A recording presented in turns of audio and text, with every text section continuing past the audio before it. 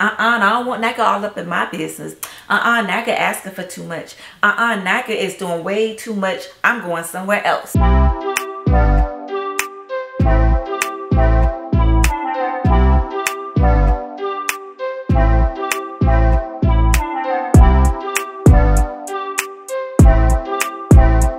Hey y'all, welcome back to my channel. Thank you so much for stopping by. If this is your first time here, thank you so much for clicking on this video. I hope by the end of this video, you will consider subscribing to my YouTube channel. Here on this channel, I make a lot of videos about my home buying journey using the NACA program. I also give you different tips and advice on how to navigate your way using the NACA program. So if you can relate to this video or my channel, make sure to hit that red subscribe button down below and also give this video a thumbs up. That really helps out my channel. And to all of my returning subscribers, my sisters, my brothers, my friends, my cousins, y'all, I do appreciate you. So let's get started without further ado, because we don't want to prolong this video. I'm not going to hold y'all, but I do want to talk to y'all a little bit because I've been getting a lot of comments on some of my YouTube videos,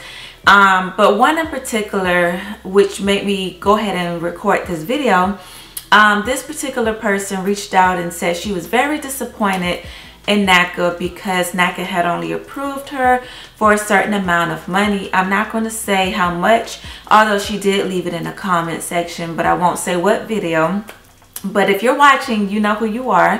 But I responded back to her this morning, and the first thing that I said to her was to look on the bright side because she was approved.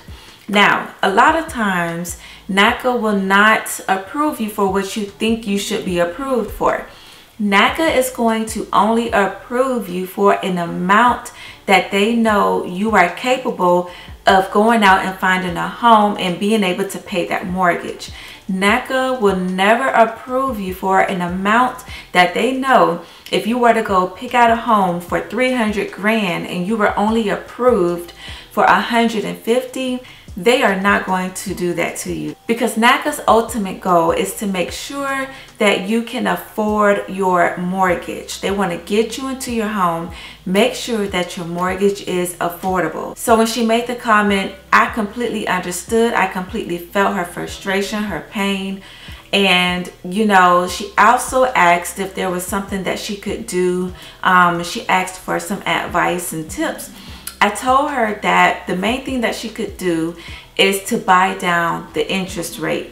If you buy down the interest rate, that means that you can purchase more of a home and you can lower your monthly mortgage payment to make it more affordable for you if you purchase a higher valued home. Now, I can't really say how much money you're going to need to buy down your interest rate, but what you will need is some thousands of dollars. And I think I mentioned to her that the minimum that you would need to start buying your interest rate down to see some of that mortgage start to decrease is about $3,000. You need at least $3,000 plus to start buying your interest rate down to see a difference in lowering your interest rate and your mortgage. So the lower your interest rate is, the higher you can purchase a home.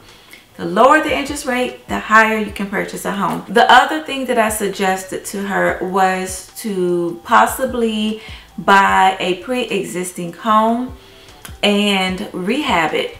If she can find a home that needs to be remodeled, redone, purchase it for whatever the amount is. If it's lower than what you were approved for, purchase it and rehab it using the existing amount of money that is left on the loan. So I thought that that was the best advice I could possibly give her. The other thing that I was thinking about was for her to possibly pick up another job, maybe a part-time job, to increase her income. I didn't mention that to her, but if she could, because I know she said she was a single mom with kids, so I didn't mention that part to her. But if you're watching, just know that that would be your third option, is to pick up a second job if you don't already have one, to bring in a little bit of extra income to add to the amount of income that NACA has already counted for you. So I just wanted to kind of talk to y'all about that, because I felt like that is something that a lot of people are probably going through right now. A lot of people are probably getting approved with NACA, and it's not the amount that they want. And it's like, okay, well, what am I supposed to do with this? And what am I supposed to buy with this amount? And it's like, a lot of people want to purchase new construction nowadays, but then you got those who would rather purchase pre-existing homes. So it's kind of like half and half. Me, on the other hand, I did not want to purchase a rehab home. I wanted to purchase a turnkey home, and I didn't know that I was going to be purchasing a new construction home. I knew that I was in the market to purchasing a pre-existing home, but when I was looking at certain areas, because of me being non-priority, a lot of the homes that I was finding that I really liked that were pre-existing were in priority areas. A lot of the homes were not within the MSA, and so I could not purchase those homes. Although I had the amount of money to purchase, I just couldn't.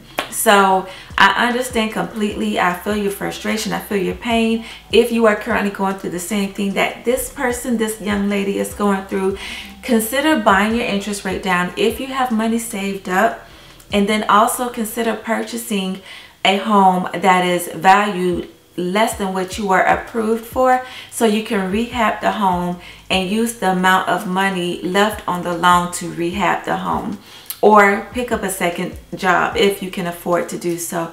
So that is what I really wanted to talk about. Then there's another thing that I wanted to discuss with you guys. So I got a comment the other day from someone else. This person mentioned the fact about how I guess they felt NACA wasted their time. I did respond to this person. So if you are watching, hi. This person felt like, you know, NACA basically wasted their time because they were also considered non-priority. They had this person go through the motions of going through the steps like all of us are going through or have gone through to get approved, only to find out that they were non-priority and they could only purchase in certain areas. And this person also stated in their comment that they felt like Bank of America was handcuffing people to, I guess, areas that were not so pleasant in their state.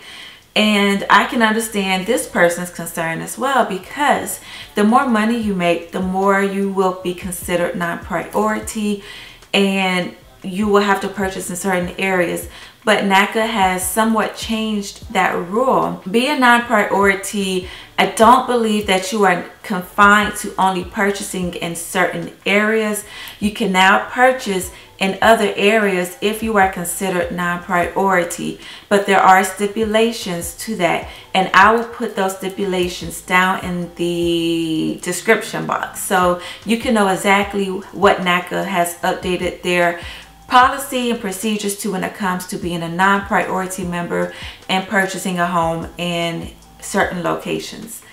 But I will say that they also made another statement in their comment about the process, and I totally agreed with this, because what I'm finding is that a lot of people will make comments about how they don't want NACA all up in their business and how NACA is doing this and how NACA is doing that.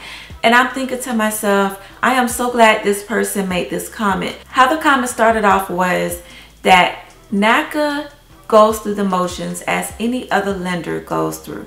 Now, NACA might be a little bit more extensive, because when you are approved, you are approved. You are not pre-approved, you are approved, okay? And so I believe that NACA is a stickler when it comes to needing the documents that they need to submit to the underwriter. Because once it comes back that you are approved, you are then going to be given your paperwork showing how much you are approved for, so you can go start looking for a house. NACA is not pre-approving anybody. NACA is straight approving. So a lot of people are getting the misconception that NACA wants to be all up in your business. Like NACA want to be all up in the Kool-Aid and don't know the flavor. Y'all remember that? Y'all remember that? But nah, so NACA is going through the same motions, the same steps as any other lender. And I really do appreciate the fact that NACA is a stickler when it comes to needing certain documents. Now, I will say this, I do work for a government agency. And so when it comes to understanding NACA's concept, I completely understand, because I get why they do what they do. I completely understand.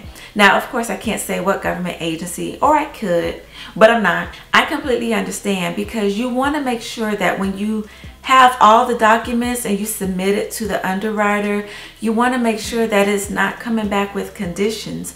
And if it does come back with conditions, you want to make sure that those conditions are so minor that they could be addressed in no time.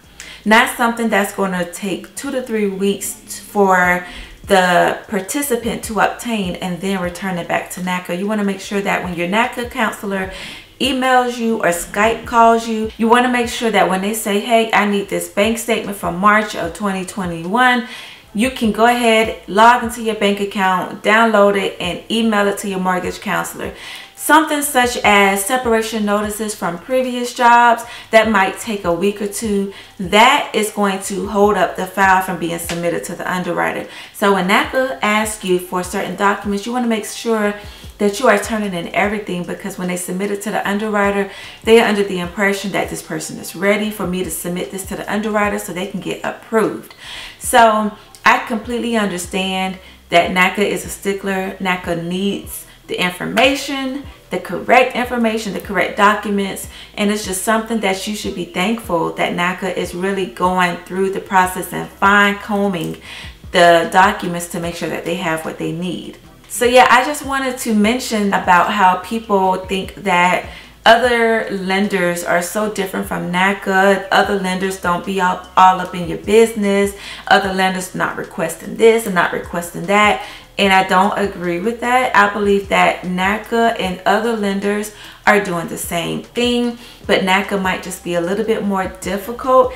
And if you can have patience, if you can be patient with your counselor, with the process, everything will definitely work out. You might not get approved for what you think you should be approved for, but just know that you have options. Just know that it's going to still work in your favor if you just trust and believe and figure out the different ways. You gotta be creative with the NACA process. If you're not creative with the NACA process, then you're going to allow the process to hinder you. So I hope that you guys enjoyed today's video. Sharing with you some comments from some people that left comments under certain videos. I wanted to address that on camera with you guys. So if others had the same question about it, hopefully I answered your question or gave you more insight as to what you need to do if you are only approved for a certain amount of money to buy a home. So I hope that I helped you in some kind of way. So if I did, please make sure to give this video a thumbs up. And also, if you enjoyed my video and you enjoy my content, make sure to hit that red subscribe button down below. And I will see you guys in my next video. Bye.